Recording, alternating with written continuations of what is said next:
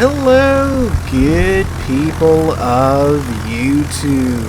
Sealord here, and today we are going to be looking at a ship that a very large number of players are more than likely trying to acquire at this moment through either grinding out the Santa containers or just throwing money at the game. A ship that is very famous and is understandable why one would want to attain the in-game version of it, and that's of course ship you're seeing in the background right now, the Enterprise. Now, the Enterprise is, of course, very, very famous historical ship, very much in the North American server with the American audience with their service record during World War II. So it's very understandable just from that aspect alone why one would want to, steer an Enterprise into their port. But is it even worth it today? Now, the Enterprise has a pretty long history with the game. She was released before the VIII rework, and she was, well, a little cracked. Back in the day, in the RTS CV days, it was nothing for an Enterprise to just absolutely murder an entire flank, if not an entire team, by herself. She was exceptionally strong with her ability to simply just remove ships at a wind's notice, thanks to, in large part, her AP bombers. And still today, her AP bombers are one of her strong suits. Ironically enough, in the background match that I was in, there wasn't a lot of cruisers, and that's what they're best used against, so I didn't really get to use one of her best squadrons that much in this gameplay because, yeah, matchmaking gave us a double CV, double sub game, which, yeah, that happened. But anyway, so she's great back in the day at absolutely removing cruisers. The RTS CV days, there wasn't a whole lot you could really do back then unless you were, full tilt A build, and then you might stand a chance against the Enterprise. Now, moving forward though, post-CV rework in her, well, closer to her present state, I should say, she was still quite good, and I picked her up just before the CV rework and before they pulled all the premium CVs from the shop, so I had her in the days after the CV rework, and she was still very good. In particular, her HE rockets were fantastic. As you'll see when I'm using them in the background footage, the reticle is still quite small, and that was great for just murdering DDs out of existence, because in the post-CV rework days, there was no firing delay between you clicking the attack button and your AP rockets firing. They just fired. With a reticle as small as Enterprise is, with how many rockets she has in one attack, which she still has that number today. Just double check here before I tell you wrong. So yeah, you got 3 planes per attack, and then for the rockets you have 6 rockets per plane. So yeah, you're throwing 18 rockets in that small reticle. Yeah. You're going to hit what you're aiming at, and it's going to do a lot of damage. You could easily wipe off like 3/4 of a DD's HP with one run with these rockets. These rockets are doing 1900 damage. That's their maximum damage per rocket. So again, with 18 of them, that's the better part of a tier 8 DD's HP that you're doing in just alpha damage. And of course, breaking modules and starting fires on top of that as well. So yeah, you could just murder DDs with these rockets, move them in one run. And you had 3 attack flights, right? So that was terrifying, and of course light cruisers didn't like that either.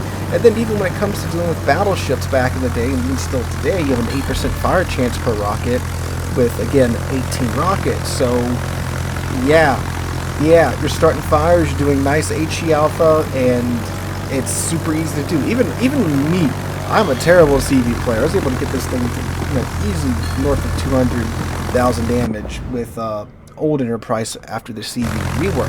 And of course the dive bombers, which are a big strong point on her, especially back in the day. The reticle was small, the bomb dispersion pattern was a lot more consistent than it was today, so you could just remove cruisers from existence, even battleships with weaker deck armor, or I should say unflooded decks. We'll get to that here in a moment. Her torpedoes were okay, and they still are okay. The torpedoes haven't really changed that much. They're slightly worse than Lexington torps, but like it's still a source of good, consistent damage, especially if you can, get the torpedoes to hit reliably, which they don't have any kind of wonky pattern or anything. They're just slow. So you gotta get used to, leading the targets appropriately. The CVs that I play most of the time are German CVs, so I'm used to quicker torpedoes. So usually it takes me a couple of runs or a couple of games to get used to the American torpedoes. But yeah, good, consistent damage. Now, this all sounds great, and it was, and she was incredibly powerful, but like things go with wargaming, things changed. A whole lot of global changes and some direct nerfs too hit the Enterprise, like I was talking about with the firing delay. Now you have the 4-second firing delay with the HE rockets. So while you still have a small reticle and you're still throwing a whole lot of rockets in that reticle, 4 seconds, that's a lot of time when it comes to, like DD's maneuvering, right? And like, yes, if you can get the prediction right and you do hit the rockets in the DD, it is still going to hurt, but then the smaller reticle's kind of biting you there because you have to be very precise with your guesstimations. And if your guesstimations are off just a little bit with that smaller reticle, obviously, you're going to dump most of your rockets in one area versus like a larger reticle. Like, I know this is a bit of an extreme example, like the FDR and the Bagil rockets that thing releases at one time. They spread it out in a large area and then there you go. And I know, like, yeah, you can, just not let the reticle build up fully and then let the DD sail into it, but yeah, it kind of defeats the purpose of having the small reticle, right? But yeah, you can get it to work still, but it's not as easy as it used to be. And against battleships and such, they're very useful today for starting fires on a fairly consistent basis, so those got the greatness taken away from them, but they're, of course, still definitely good by today's standards. Now, the AP bombs, on the other hand, a lot of changes happened here. The reticle got increased, the drop pattern of the bombs got messed with I don't know how many times, and a lot of these were global changes where they were balancing not just the Enterprise, but CVs as a whole, and quite a few CVs got caught up in this and ruined by it, like the Graf Zeppelin, because the Graf Zeppelin, you're dropping 2 massive bombs, and when they mess with the reticle to where the bombs fall more towards the outside of the reticle than toward the inside of the reticle, you're missing most of your AP bombs with Graf Zeppelin. Now, with the Enterprise, yeah, you're still getting a couple of hits, and you're still getting Citadels, but keep in mind, back in the day, you used to be able to get all these bombs to Citadel, or if not all of them, most of them. And you've got 3 planes in an attacking flight. You've got 2 bombs per plane that do maximum 4,900 damage to like 5,000 damage. So, you're dropping 6 bombs on a cruiser. Again, by Tier 8 standards, 30,000 damage, right? Like, that's most cruisers' HP at Tier 8, particularly like light cruisers HP. And you used to be able to get like 4 out of 6 of these things to hit pretty consistently, and sometimes 6 out of 6. But again, with the reticle changes and some of the other tweaks to the bombs and the nerfing of the alpha of the bombs, they nerfed the AP bomb alpha not that long ago. It was like a year or so ago. So now it's doing less damage, and yeah. Obviously still getting a couple of Citadels on a cruiser with these bombs is pretty nice, but it's not what it once was. And again, like against battleships with less cluttered decks where you won't just shove them all into the superstructure. Yeah, you will still get Citadels, like with the Bismarck wrecks. The Bismarck and the Turbines deck is so big, so you can get most of the bombs from the deck and they'll find their way to the Citadel, which is a reason why I didn't really use the AP bombs too much, because there was, I think, 1 cruiser on the enemy team, and the battleships that was present, they were, those dreadnought-style battleships with huge superstructures, and trying to get the bomb to go around the superstructure. It's just good luck of the draw at that point. So it's better off just to use like the HE rockets and the torpedoes in my opinion, at least. So yeah, now if the bombs are consistent, yeah, that's a bit of a different story. So that's just the main changes. Of course, there were several speed changes to the aircraft where they're a lot slower now, so it takes longer to cycle the planes. And yeah, now the Enterprise herself, it's still, in my opinion, one of the better Tier 8 CVs. Again, I'm a terrible CV player, but it's still a very strong CV, and I'm still able to calm easily top 5 of the leaderboard with the ship. However, in order to get this ship, you have to get lucky with the Santa container load, right? Like, there's a lot of ships in the Santa containers now.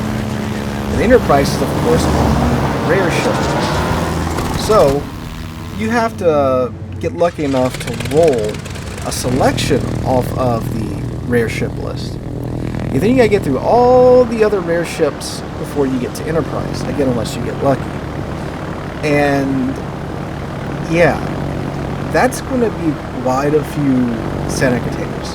Again, unless you're lucky. Which means there are players that are spending several hundred, if not... I can pretty much guarantee you there's somebody out there that probably dumped a couple $1,000 in the game to get the Enterprise. I know it sounds insane, but I've witnessed a dude blow $3,000 or $2,000 to get Musashi before. So, this is entirely within the realm of possibility.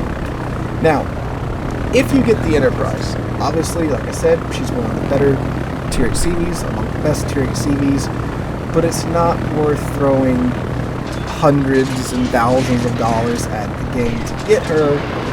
And keep in mind, too, we do have some big CV changes coming down the road. We're going to release that dev blog, was it last week, where they're going to be tweaking CVs even more now. And who knows what might happen to the Enterprise after that. So, if you do want to get the ship, I do hope you get it, right? But, like, don't drop $2 grand in the game to get a pixel boat. In a game that is eventually one day going to shut down. There's no way you can get your money back. You can't sell it. Well, you're not even supposed to sell your account right now, but, like, you can't sell your account or, like, you know, ask for a refund on your account when the game does eventually get shut off, right? The ship is not worth that much. No ship in this game is worth that much, right? It's a lovely ship if you get it. It's a historical ship. I understand why so many players do want to get it. There's also a speed factor in it too. But, like, it's not as good as it once was. It's not as crazy as you've seen on the old clips on YouTube and the old clips on Twitch and all that jazz. So there's no need to just dump your holiday money in the game to get the ship. So that's my 2 cents on the Enterprise. Just thought you guys would like to take a look at it. If you are trying to get her, hopefully this video will help you, well, make that determination if you really want to commit to get her one way or another. At the end of the day, your money is your money. I'm just giving you my advice here on the channel. Hope you guys enjoyed. Have a wonderful Friday. I will be live streaming right here tonight on YouTube and Twitch. We'll probably start a little bit earlier to see if that will alleviate some of my internet problems. So probably like 2-ish Central Time in the afternoon if you want to come out for that. Hope you guys have a great Friday. Have a great Christmas weekend. Hope to catch you guys in the next one.